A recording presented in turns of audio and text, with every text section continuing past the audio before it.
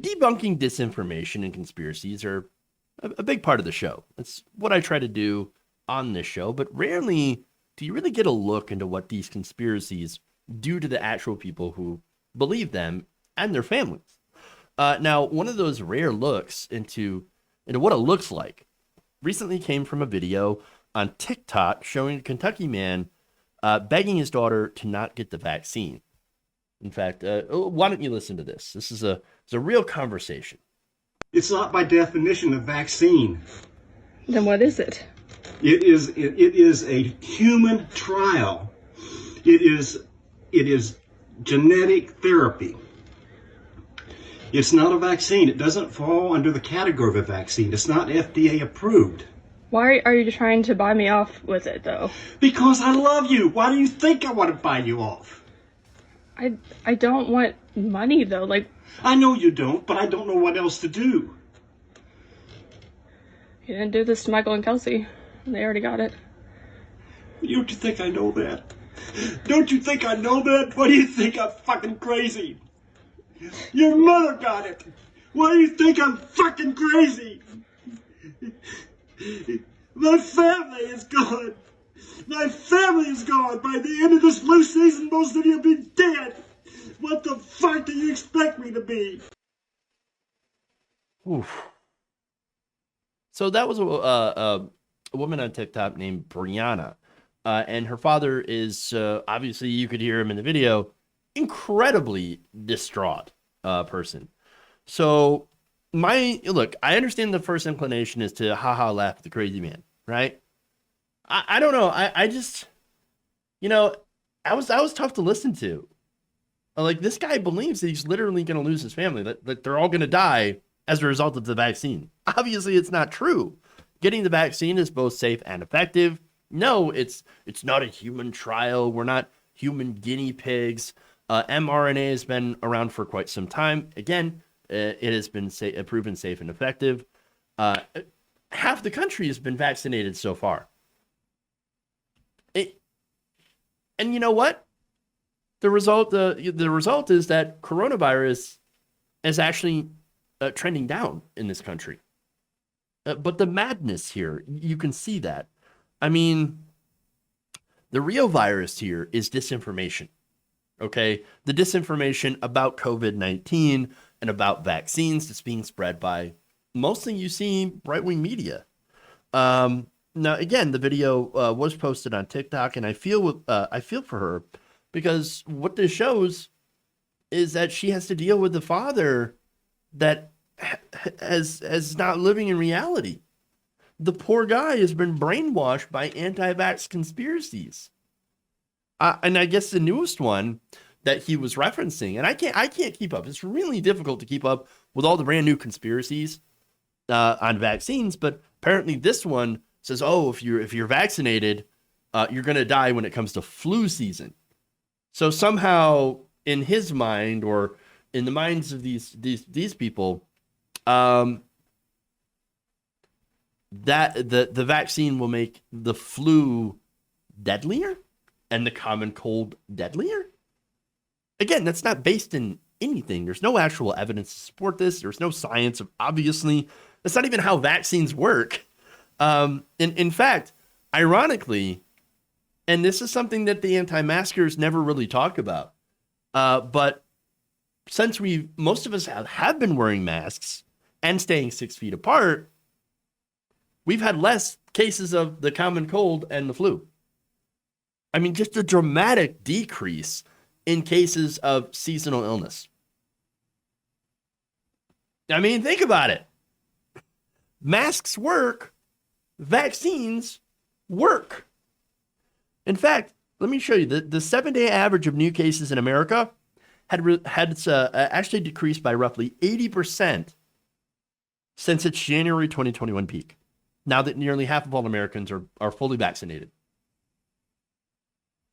But again, the conspiracies, they never stop. They never stop.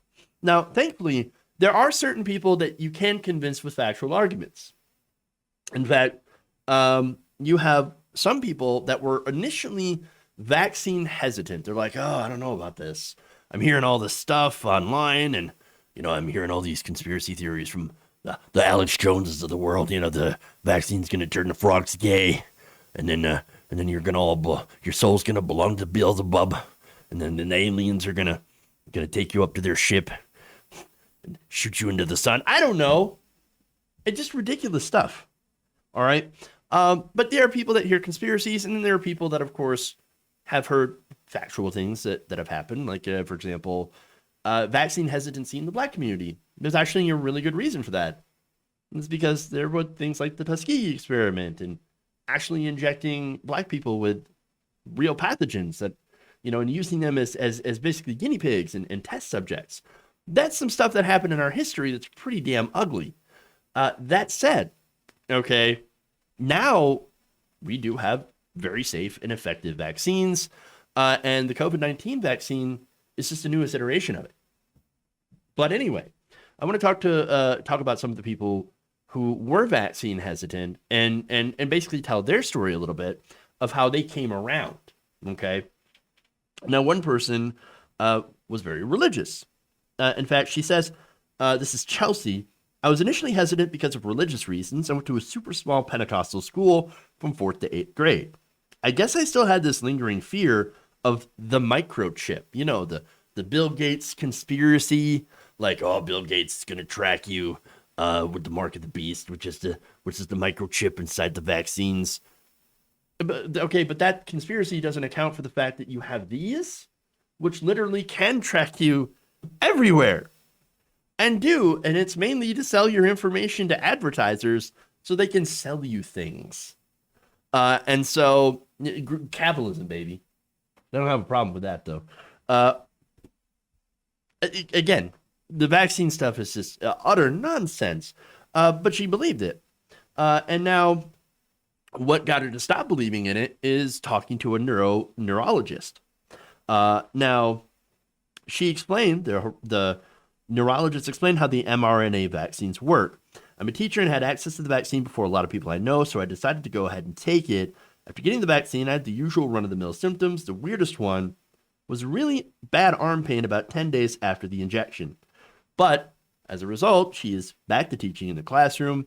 She cried the first day because her students were just so happy to be back. It was worth it to see their joy. Well, I love it. See, no horrible negative effects other than some arm pain, which is, of course, to be expected. All right. Another one. Amanda. I'm a strong supporter of social distancing and wearing masks. Okay, we're up to a good start. When the vaccine became available, I was very hesitant because the development seemed rushed. But my 27-year-old son got his, and since I had been so supportive of the social distancing restrictions, I felt almost embarrassed for not getting it. How can I preach to people about doing their part, but I don't do my part? So I got my first shot, and luckily there were no side effects, but tomorrow I'll get my second, and I hear the side effects could be really strong. Well, it really depends. But the good news is I purposely scheduled on a Friday, so I would have the weekend to recover. Look, I got mine on a Friday as well, my second shot. I actually turned out doing pretty well as far as symptoms go. Slight headache, a little bit tired, some fatigue. My wife, headache, a little bit of fever, tiredness, lasted a couple of days. We're good to go. Now, another person. I live in Alaska and became an EMT. I was initially a little hesitant to get my COVID vaccine because I'm in a few Facebook groups where other medics and even nurses were commenting that they wanted to wait to see more clinical trials. Again, with I think it's too rushed, right? He then said, or they, I should say, they studied how it works, the ingredients, and other types of vaccines, and immediately came to the conclusion that it was both safe and effective. Now I always tell patients mRNA vaccines are proven safe. And they use this example. It's teaching your body to make up a guy, then get really mad at that guy. I found that one online somewhere and thought it was a hilarious and great way to explain the mRNA type COVID vaccines like Pfizer and Moderna. Now I can't believe I was hesitant to get that particular vaccine. The proof of vaccination cards are nothing new, and getting the vaccine is an easy way to take control and feel a sense of power and community after such a stressful year where many felt like there was no way to help out and nothing they could do. So, look, there's a lot of stories like this of people who were hesitant. They talked to somebody, or they, thought it out and it was like, you know what, I probably should. I mean, and there, of course, there are people with legitimate fears of needles, and that's something to consider as well. Okay. But at the end of the day, you should get your vaccine. And sometimes I understand that people need time, right? And somebody who is patient and understanding to talk to them and explain, what the facts are and what's actually going to happen. Okay. And getting the facts is a good thing. That's why before I got my shot, my second one, I actually looked up the ingredients for the Pfizer vaccine.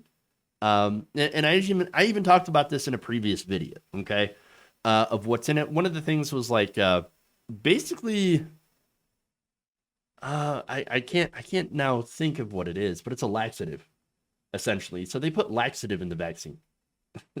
So, and it was, again, harmless. And now I'm actually protected, 95% protected from getting sick.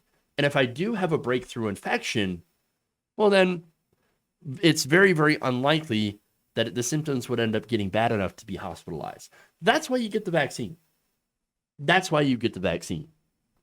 And then also in order to build that herd immunity, so we can all kind of get back to living, And so, yeah, getting information is a great thing as long as you get it from real sources. And I say real sources because, and this is somebody who's talking about vaccines on YouTube, and I realize the irony about this, but you should probably avoid conspiracy YouTube videos.